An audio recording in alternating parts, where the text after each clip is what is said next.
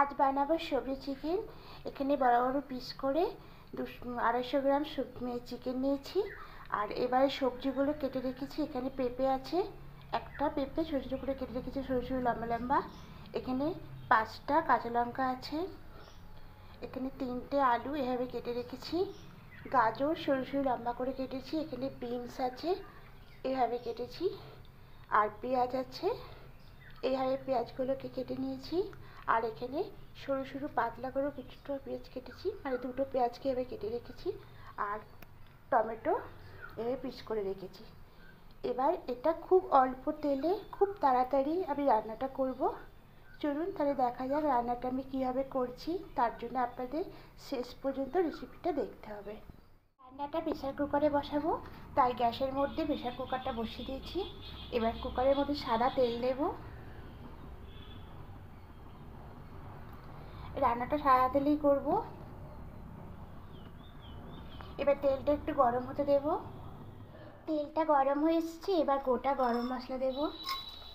এখানে গোটা গরম মশলা বলতে আমি 4টে এলাচ দিয়েছি ফাটিয়ে, 2টো দারুচিনির টুকরো আর 5-6টা লবঙ্গ দিয়েছি।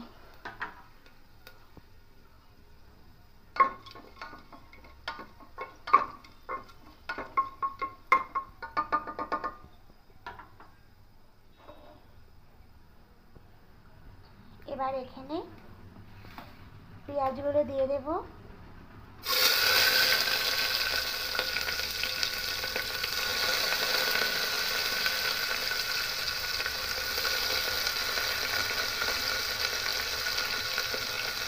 দিয়ে একটু ভালো করে নেড়ে নেব। খুব বেশি ভাজা ভাজা করবো না, যেহেতু রান্নাটা হালকা করব। এবার এর মধ্যে চিকেনগুলো দিয়ে দেবো।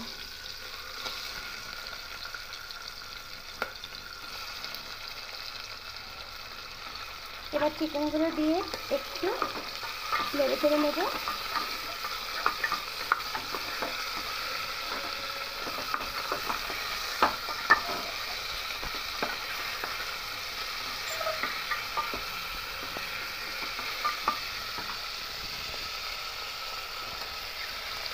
এবার এখানে আদা রসুনের পেস্ট দিয়ে দেবো।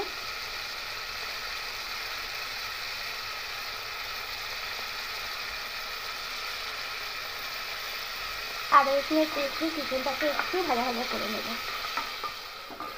খুব ভালো করে চিকেনটা আদা রসুনের সঙ্গে ভেজে দিয়েছি। আদা রসুনের কাঁচা গন্ধটা চলে গেছে। এবার আলুগুলো দিয়ে দেবো।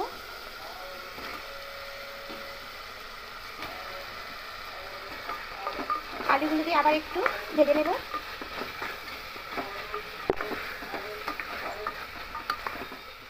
খুব ভালো করে ভেজে নিয়েছি, দেখুন। এবার এর মধ্যে সব সবজিগুলো এবার দিয়ে দেবো।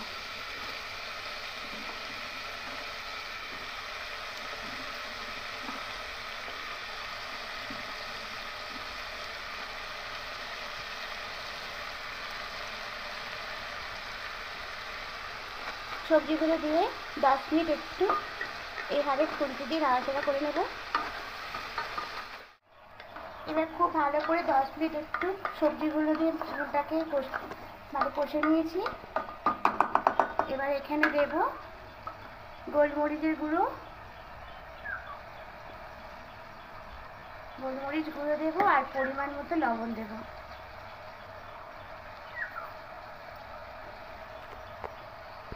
এখানে আর কোনো মশলা লাগবে না। এবার খুব ভালো করে মিশিয়ে নেব।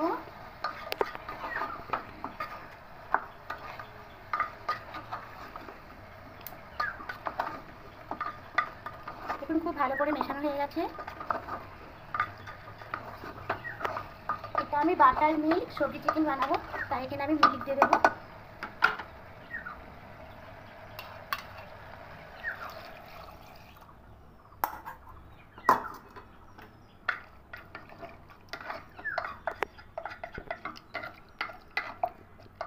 আর একটু সামান্য জল দেব।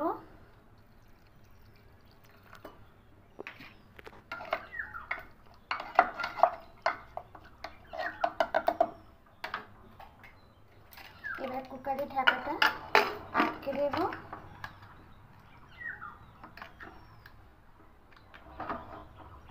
দিয়ে 3টে সিটি করে নেব।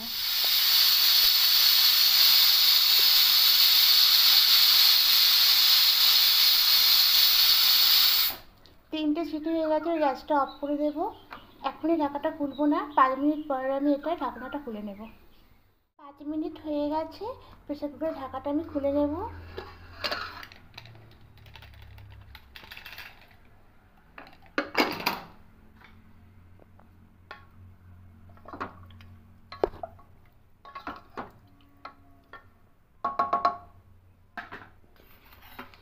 এবার এখানে 1 চামচ বাটার দিয়ে দেব।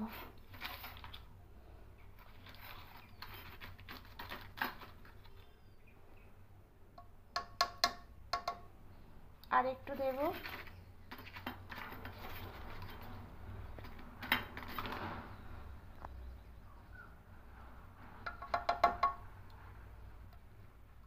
এবার বাটারটা দিয়ে আরো কিছুক্ষণ ঢেকে রাখবো, রেখে তারপর নামিয়ে নেব।